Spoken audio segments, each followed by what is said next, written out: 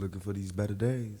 It is Wednesday, June 18th. I'm Scott Seidenberg. Here's what you need to know to make today a better day. The New York Knicks will hold their championship parade today. The U.S. Open gets underway and World Cup action continues. Mackenzie Rivers joins me on this episode of Better Day presented by FanDuel. And Mackenzie, what a day it is to be in New York City and the greater New York City area. The Knicks parade is going to be down the Canyon of Heroes, celebrating their first championship in 53 years. And then out on Long Island, the U.S. Open golf tournament begins, our national championship. We gave out some bets on yesterday's pod from our friend David Behrman, so we're going to be sweating out those later on today. But where else would you rather be? Oh, and by the way, there are World Cup games going on at New York, New Jersey Stadium. That's right. I said it properly. I believe it was one Kendall Roy, who, among others, have said New York is the capital of the world. Well, it is definitely the epicenter of sports once again. Congrats. It's been, since 2009, since New York took home a championship? I believe that's right. But, all the rumors, and I got to say, mea culpa, I definitely, or not rumors, but chatter, had my theories about why New York can't win. But I guess the media is not too harsh. People are too soft, and but Jalen Brunson is not. Jalen Brunson definitely is not. The celebration tour has been going on all week with Knicks players making various appearances throughout the media, the talk shows, the radio shows, and of course it'll culminate with the parade later on today. This is the first time you and I have had the chance to talk on the podcast about the NBA Finals, and I've heard this topic brought up a bunch in regards to the New York Knicks, and I'm curious your take, Mac. Are the Knicks the most likable NBA champions that we've had since the Warriors won their first title under Steve Kerr? Well, I mean, it's a David Goliath story. It's not, anyone can understand the best little player or the best player on a team that is, not huge is Jalen Brunson. And he's facing against a guy that ended up being very dislikable, who's literally 8 feet tall. So the fact that he played better than him, scored more points than him, showed up in the clutch more than him, it gives – most people are not 7 feet tall. Most people are closer to 6 feet tall. So it gives a lot of people out in the world, in my new home country of the Philippines, a lot of people related to that and, saw themselves in that underdog story. So, I mean, I think that starts there. And also they just have a real team. They have, 5 guys that are very good, but they're not, the Heatles. They're not the Kobe and Gasol Lakers or the Kobe and Shaq Lakers. They're a team that everyone can root for. Absolutely. And people are going to be rooting for them next season, I believe. The odds up on FanDuel right now for next year's NBA title. The Spurs and the Thunder plus 250 favorites. The Boston Celtics plus 550. And then the New York Knicks plus 800. The next team in the Eastern Conference is the Pistons, 25-1. So think about that drop off. And then the Pacers are 40-1. The Miami Heat are 45-1. And people might think that Giannis is going to the Miami Heat. If Giannis ends up in Boston, Mackenzie, are they like the team that is going to represent the Eastern Conference in the NBA Finals? Their odds will increase and they'll be a bigger favorite than they are now. And I think they're only a favorite now over the Knicks because of the maybe 50-50, 40-60 chance of getting Giannis. But I don't think it necessarily works perfectly because they're going to have to lose Jaylen Brown. Jason Tatum was back, was himself for moments, but I don't think we could just necessarily say he's going to be a top 5 player throughout the season. And the same thing with Giannis. Giannis, again, put up, literally historic stats, like more points, rebounds, and assists outside of Jokic of anyone ever, maybe since Wilt Chamberlain. But he hasn't played 10 months of basketball consecutively without being hurt. Doc Rivers recently made the point, well, he doesn't have any international duty this summer. He can come back and be stronger, be more focused on this season. But no, I don't think it's a slam dunk that they would win the East just if they got Giannis, especially if they lose Jaylen Brown, which they almost certainly would have to. Well, we know that. There was a lot of rumors about I was thinking about second best players, and De'Aaron Fox is getting absolutely tarred and feathered right now. Mm-hmm. What if I told you the guy that's going to make the most money out of any NBA champion ever scored 2 points and had 5 turnovers and 6 fouls in the decisive game? So the whole theory of like, oh, you need 5 guys, you can't just have 2 superstars. That's not what the Knicks did. The Knicks got two superstars. In fact, they paid one like twice as much as the other. The difference was uh, their best player, didn't blink. And you're going to have a Scottie Pippen game six against the Jazz where his back gets hurt, or De'Aaron Fox all series against the Knicks. Your second Mhm. best player is often not going to be great. The Celtics would be in a different category though, where they really have two players that have been the best players on championship teams.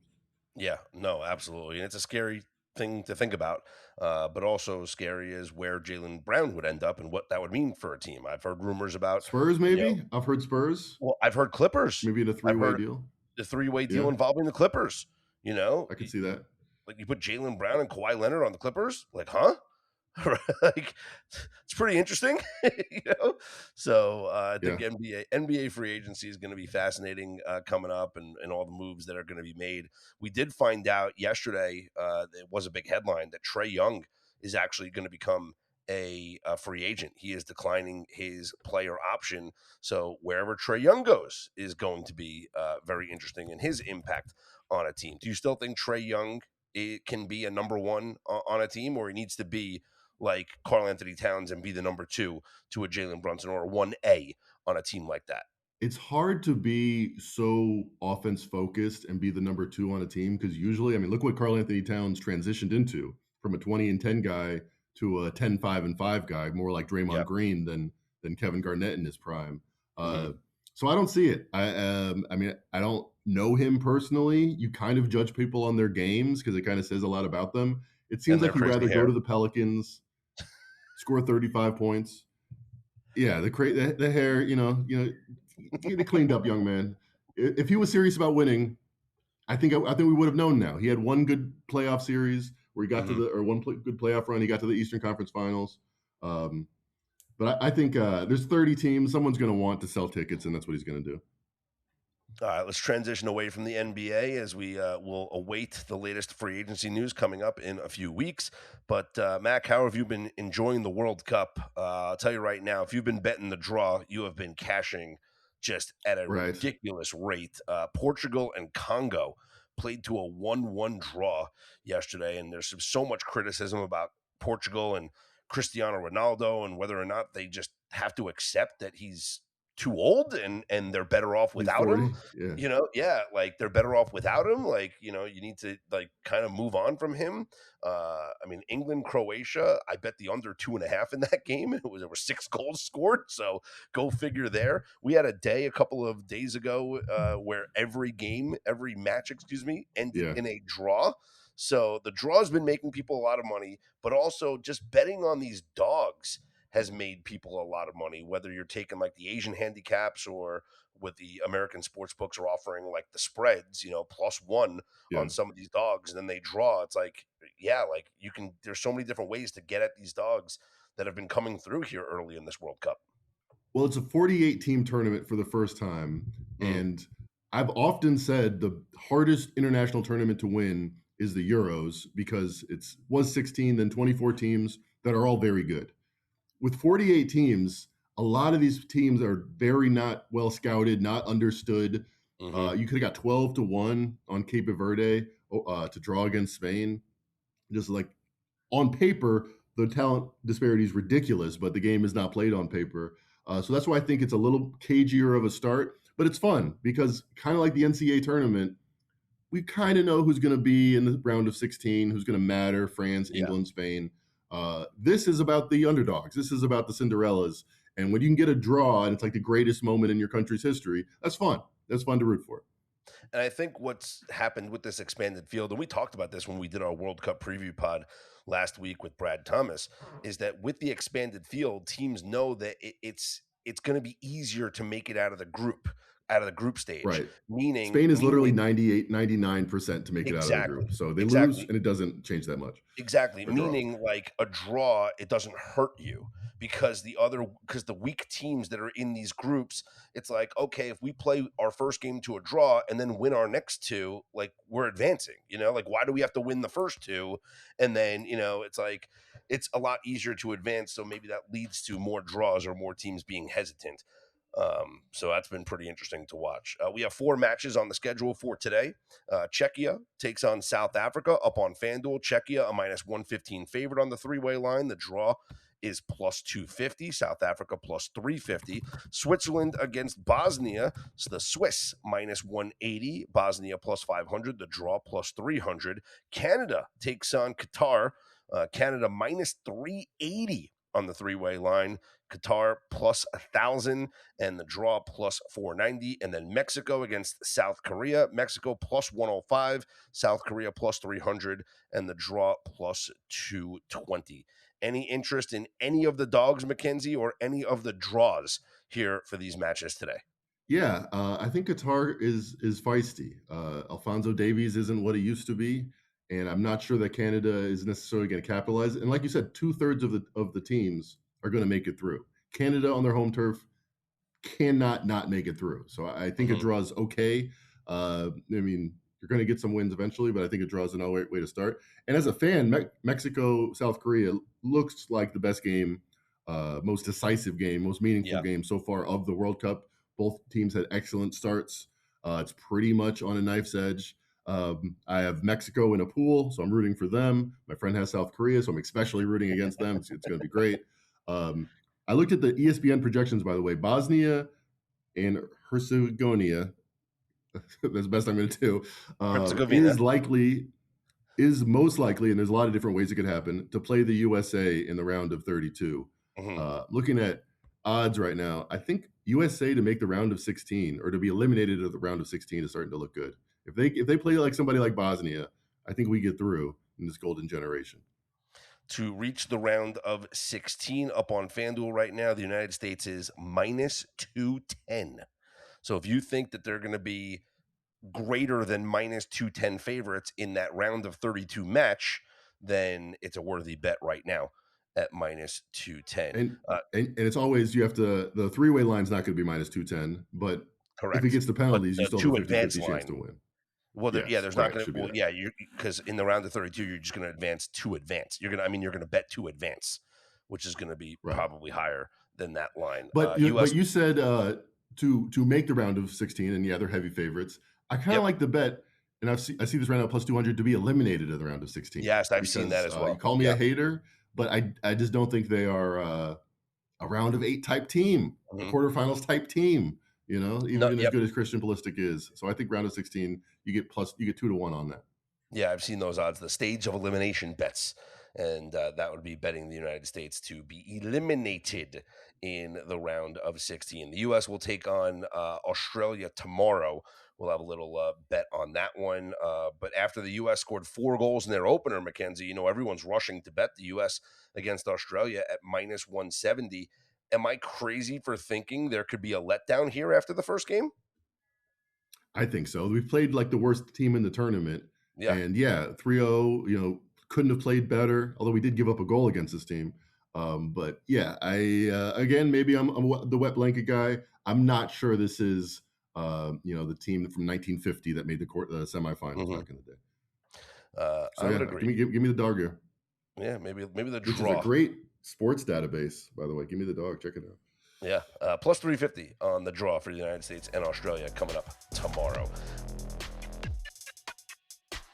The biggest stage in world soccer is here, and every goal changes everything. And now, FanDuel is giving you a reason to root for every single one. Introducing Every Goal Pays. Bet on a match and get bonus bets for every goal scored in that match. That's right, more goals means more bonus bets, and all you have to do is turn on your token. From the opening whistle to the final kick, let there be goals on FanDuel. Visit FanDuel.com/believe to get started now. 21 plus select states for Kansas in affiliation with the Kansas Star Casino. 18 plus DC, Kentucky, and Wyoming. Gambling problem? Call 1-800-GAMBLER. 1-800-MY-RESET. Call 1-888-789-7777. Visit ccpg.org/chat in Connecticut. Visit mdgamblinghelp.org in Maryland. Visit gamblinghelplinema.org or call 800-327-5050 in Massachusetts. Call 1-877-8-HOPE-NY. Text HOPE-NY New York. Call 1-877-770-7867 in Louisiana. Yesterday, Men's College World Series. That's right. College baseball is set for a championship series as both undefeated teams advanced in their brackets. Oklahoma defeated number 3 Georgia 11-4, and number 5 North Carolina a 12-7 victory over number 16 West Virginia. So Oklahoma and North Carolina will face off for the national championship. The series will begin on Saturday with game 1, game 2 on Sunday, and if necessary, game 3 on Monday night. Your odds currently up on FanDuel for your College World Series: North Carolina minus 165, Oklahoma plus 140 on the comeback. In Major League Baseball, Shohei Ohtani pitched yesterday against the Rays after he was dealing with some knee soreness, and there was questions as to whether or not he was going to make his scheduled start. Ohtani did start. He did pick up the win, improving to 7-2 on the year. He went 6 innings, allowed 4 runs, though, on 7 hits, so his ERA balloons to 1.47. You know what's crazy is you look at the awards market in Major League Baseball right now, Mackenzie, and I get it. I've made this point. Like you can just give Shohei Ohtani the MVP award every single season because the fact that he pitches at an elite level and hits at an elite level, like there's no one more valuable than him. But at some point, do we just have to say he's ineligible for these awards? Up on FanDuel right now, Ohtani is minus 3,000 to win the National League Most Valuable Player award. I am very strong against the idea, and some people think it's like a fact of nature, that there should be voter fatigue, that we should spread these things around. A lot of times, I think players didn't deserve it 8 times, and that's why they didn't get 8 awards. But I mean, how many MVPs did Barry Bonds get? He deserved every single one of them, especially when he started taking steroids. For historical purposes, we should note, hey, by the way, he was the most valuable player in the league for 10 years in a row. That's not like, Yeah. oh, that's boring. I mean, I think that's great. I think that's history. I hope he wins 5 in a row. If him and Aaron Judge win in their respective divisions, I know Aaron Judge is hurt and won't win it this year. Yeah. It'll be something we tell our kids about. Like there was an era where 2 giants stood above the rest. I mean, he's literally going to win his 3rd in a row this year. So 24, 25, Good. and 26. And he deserves it. Like, no, but you're right. Like, but I'm telling you, like, he is the MVP every single season until he falls off the earth as a pitcher, right? And he's only a hitter, and he's judged on only one aspect of his game, which, by the way, that's what happened last year when he got hurt, and he was still the MVP as a batter. But the fact that he is pitching at a Cy Young level, comparatively, I mean, I know this year maybe not because there's so many other pitchers that are having insane seasons this year in the National League. But he's the most valuable player every single season. It's ridiculous. Taking a look at the futures board in Major League Baseball, I was just curious to see some of the futures here. To win the World Series, obviously the Dodgers are your favorite at plus 185. Yankees are the second favorite, plus 470. Braves are plus 950. And then the Seattle Mariners at 10-1 are the next favorite, obviously, if we're looking at just like, American League teams after the New York Yankees. I know the Mariners are in first place, but they're 38-37, Mackenzie. They have a run differential of plus 20, and I know that doesn't sound good, but actually they're only one of 3 teams in the American League that has a positive run differential. Like the American League is just trash this year. But I don't know. I see these odds and I can't get behind it. I can't get behind the Mariners winning the World Series. How about your Yankees? I mean, you look at the American League, everyone's in the red. The Yankees are plus 120. I don't see why the Mariners or the White Sox, who were supposed to win 60 games, just because they're just above 500, are like threats. Like maybe this is just a cakewalk for the best team in the AL. It probably is. And there was one point when the Yankees were like 3.5 games behind the Rays in the American League East standings, and yet they were still overwhelming favorites. And then it's like 1 week goes by, and now they're 3.5 games up.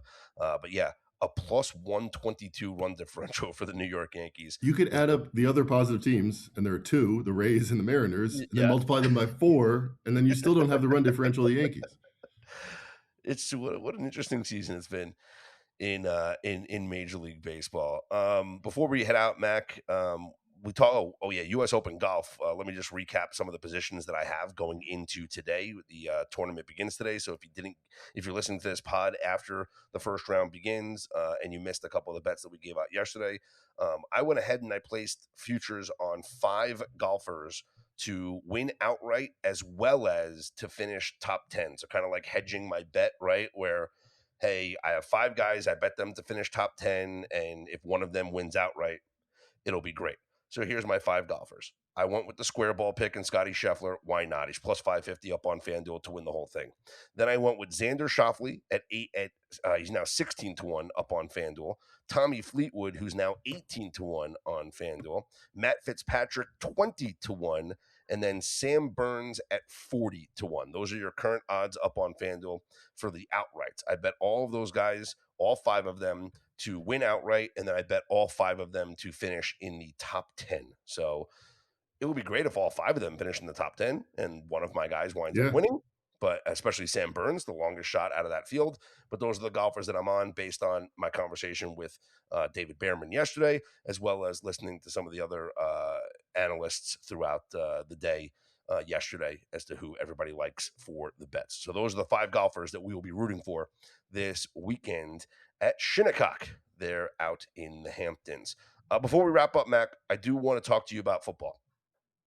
Cincinnati quarterback, former Cincinnati quarterback, who was transferring to Texas Tech or did transfer to Texas Tech, right?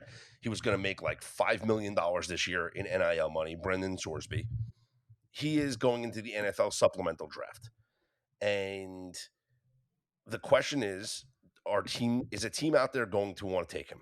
Because Brendan Sorsby, he got suspended because he gambled, he went to rehab, all that stuff. Do you think an NFL team says, we will work with him, we will forfeit a next year draft pick to take him in the supplemental draft and give him an opportunity to earn a roster spot this season? Or do you think he winds up being an unrestricted free agent, goes, training camp invites, things like that? I feel like the NFL, without having to say a word, not blackballs people, but makes people win things the hard way. I think he's going to be like Tony Romo, an undrafted free agent, and he will be on a roster, and maybe he'll get a real chance if he's that talented. But if you're, as a quarterback, you're judged on judgment more than anything. Leadership, all those soft qualities, I think are a little bit overplayed, but minute-to-minute judgment, should I gamble on sports while I'm playing in college, is something that I think a lot of people will take a second chance at. So, I mean, there's one worked out. Bernie Kosar, Chris Carter. There's been supplemental draftees that have worked out. But I would be surprised if a team gave up a valuable pick for someone that's probably going to be someone with the right phone call they can get into their camp anyway. Well, the thing that I found interesting is when I was looking at some people's draft analysis of Brendan Sorsby, there were some thoughts out there that if he were in this year's draft, he would have been the second quarterback taken. Like he would have been taken ahead of Ty Simpson, or at the very worst, he would have been the third quarterback off the board. And so if that's the case, I guess you have to like measure him against the quarterback class for next year. Like is he Arch Manning? No. So would he go ahead of him? No.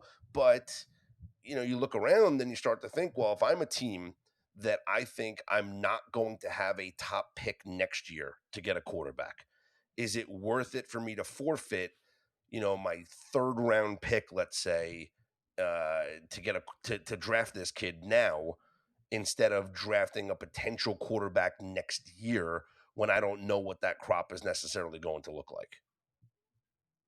Yeah, a team like the Rams with a great team going to have a very high record, and that's what they did in this year's draft. They got a quarterback. Yeah, they drafted.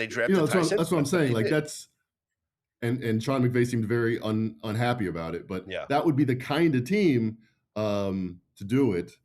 But they already did it, so I don't see the team that thinks their quarterback's not long for the team, but is good enough to give them a high pick.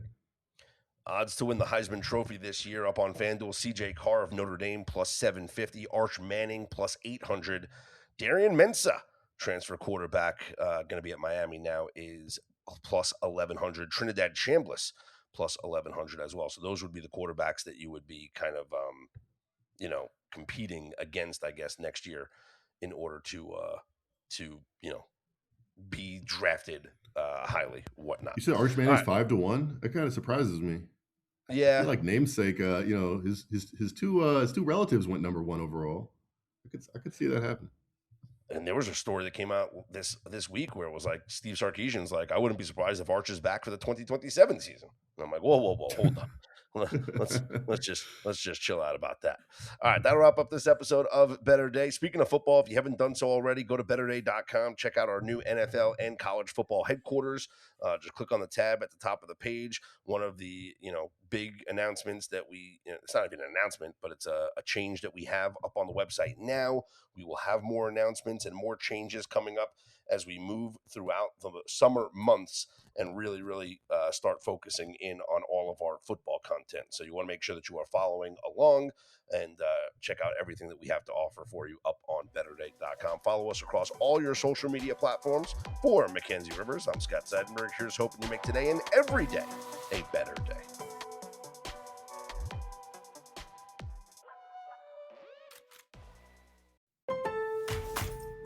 You can never have too many tools. Shop DeWalt deals at Lowe's. Get a free Select DeWalt 20-Volt Max Power Tool when you buy a Select 20-Volt Max 5-amp-hour battery kit. Plus, get a free additional DeWalt 20-Volt Max 8-amp-hour battery when you buy a DeWalt 10-inch 20-Volt Max dual-bevel compounded miter saw. Our best lineup is here at Lowe's. Valid through 6/24 while supplies last. Selection varies by location.